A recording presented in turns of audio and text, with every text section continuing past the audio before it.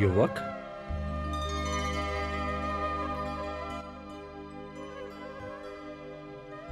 गुरुदेव, आप? सुहृदय, प्रणाम प्रभु। आयुष्मान भव। पुत्र, ये तुम्हारे दादा श्री अर्जुन हैं। हाँ, गुप्त क्षेत्र में हम अल्प समय के लिए मिले थे। प्रणाम दादाश्री। विजयी भव पौत्र। गुरुदेव, मुझे युद्ध की सूचना मिली और मैं चला आया। हाँ वत्स, युद्ध की घोषणा हो चुकी है। अब हमें अपने पक्ष की शक्ति का विस्तार करना होगा। गुरुदेव, अब आपको चिंता करने की क्या आवश्यकता है? आपका शिष्य सिद्ध क्षेत्र से सिद्धियां प्राप्त करके लौटा है।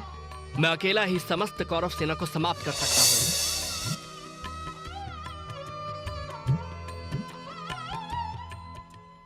गुरुदेव, यह है मेरी साधना का प्रसाद जो मुझे देवी सिद्धंबिका और भगवान शिव ने दिए हैं।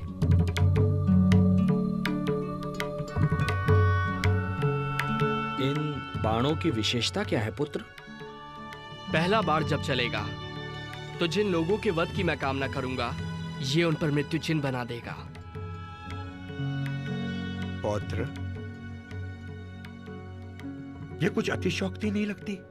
नहीं दादाश्री, जब ये दूसरा बाण चलेगा तो जिन जिन के शरीर पर मृत्यु चिन्ह का निशान है, ये उनका वध कर देगा। तुमने इन बाणों की कभी परीक्षा की है? अब युद्ध होने ही वाला है, परीक्षा भी हो जाएगी। मान लो कि ये वृक्ष कुरुक्षेत्र है और इसके ये सारे पत्ते शत्रु सेना।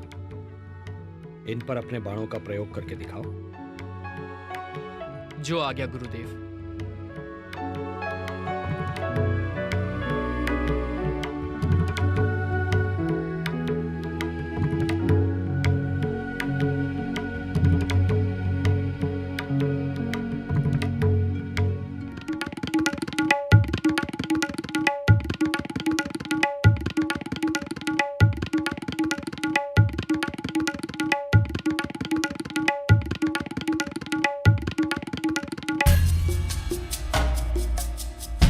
इस वृक्ष के सारे पत्ते मेरे लक्ष्य पर हैं गुरुदेव।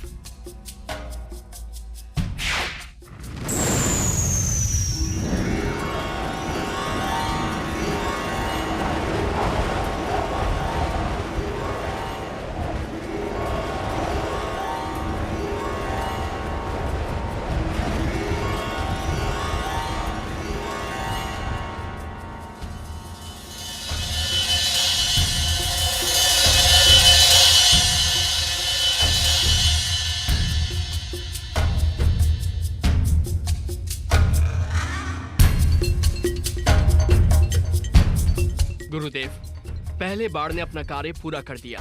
पुत्र, तुम्हें विश्वास है कि सारे पत्तों पर चिन्ह लग गए हैं? हाँ गुरुदेव।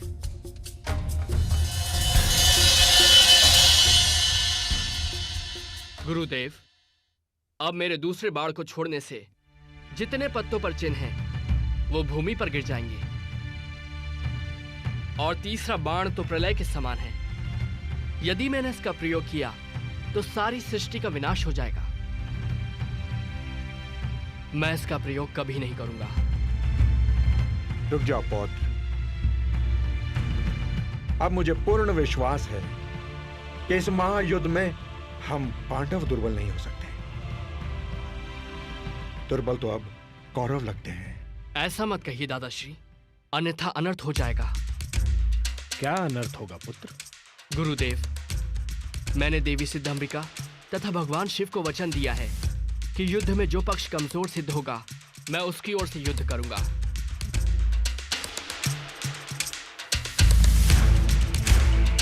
तो इसका अर्थ यह हुआ पौत्र कि बीच युद्ध में भी आप हमारे शत्रु का पक्ष ले सकते हो। हाँ दादाश्री, यदि युद्ध में कौरव पक्ष कमजोर सिद्ध हुआ तो देवी को दिए वचन के अनुसार मुझे उनकी ओर से ही युद्ध करना पड़ेगा। चलो पौत्र, विश्राम कर लो।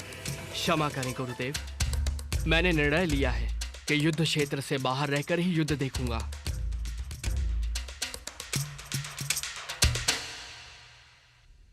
चलो पार्थ।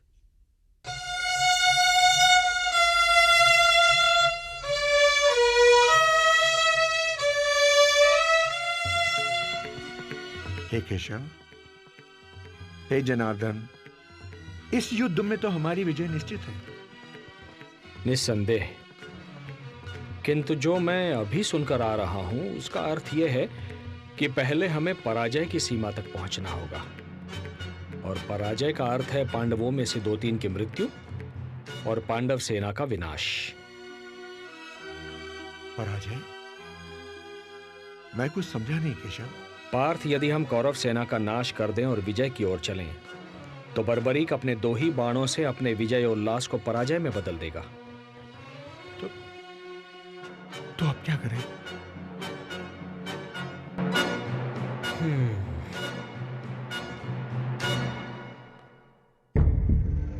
तुम ही बताओ मित्र, क्या सचमुच बर्बरी के बाण चमत्कारी होंगे? अवश्य मित्र, यदि वो वाण महादेव ने स्वयं बर्बरीक को दिए हैं तो निश्चित ही वो चमत्कारी होंगे।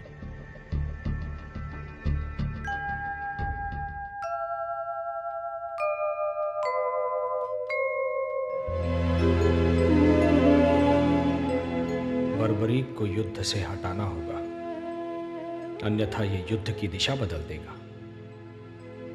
ये धर्म युद्ध है। धर्म को बचाने हेतु अब यही एक विकल्प शेष है।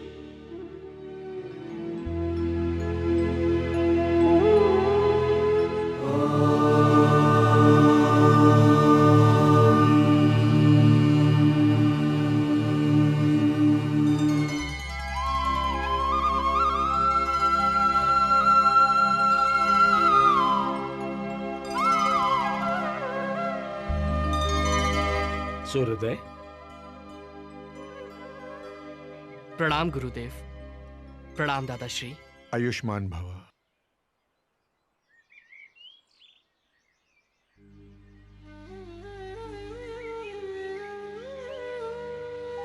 प्रभु, आप शांत क्यों हैं? क्या चिंता है आपको? पुत्र कल से युद्ध शुरू हो जाएगा। देखें, निर्णय की ओर जाता है। मेरे होते आपको चिंता करने की कोई आवश्यकता नहीं है। यदि कौरवों के पक्ष में युद्ध जाता देखा तो मात्र 2 क्षण में ही मैं सारे योद्धाओं को समाप्त कर दूंगा। मैं तुम्हारी शक्ति से परिचित हूं पुत्र, और यह भी जानता हूं कि तुम्हारी हम में अनन्य भक्ति है। किंतु क्या प्रभु? पुत्र, आज शुक्ल फाल्गुन द्वादशी है। आज की महिमा दुगनी हो जाती है।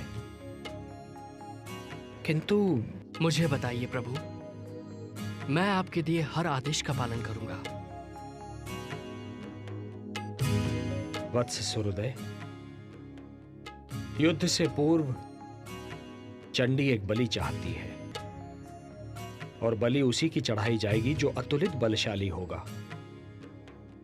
इसमें चिंता किस बात की है प्रभु? चिंता इस बात की है वत्स कि इस पृथ्वी पर 3 ही ऐसे वीर हैं जिनकी बलि स्वीकार होगी। मैं, तुम या अर्जुन। नारायण नारायण। केशव,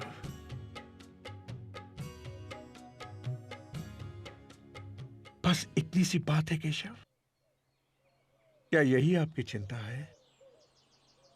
तो है जनार्दन, इस बलि के लिए मैं अपने आप को प्रस्तुत करता हूं केशव, अपने आप को। तुम ये नहीं कर सकते पार्थ, ये धर्म युद्ध है। यदि एक भी पांडव कम हो जाएगा तो ये युद्ध धर्म युद्ध नहीं कहलाएगा। बस एक ही मार्ग शेष है। मैं स्वयं ही अपना बलिदान दे देता हूं। वैसे भी युद्ध ना करने की प्रतिज्ञा ली है मैंने। एक सारथी ही तो हूं तुम्हारा। नहीं केशव, नहीं। प्रभु, आप मेरे गुरु हैं, श्रेष्ठ हैं, सभी तरह से ज्येष्ठ हैं मेरे। ये अधिकार सिर्फ मेरा है, मेरा। मुझे आज्ञा दीजिए प्रभु, आपके चरणों की सौगंध खाकर कहता हूं, आपके उद्देश्य को पूरा करने के लिए मैं अपने शीश की बलि देता हूं।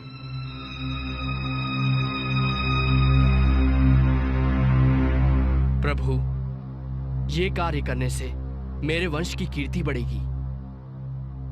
ये सौभाग्य मैं अपने हाथों से नहीं जाने दूंगा प्रभु।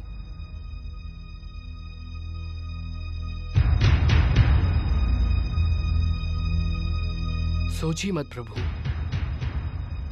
उठाइए ये शस्त्र और मेरे शीश को धड़ से अलग करके चंडी मां को बलि चढ़ाइए। मैं ऐसा नहीं कर सकता। यदि मैंने ऐसा किया तो यह बलिदान नहीं होगा, हत्या होगी।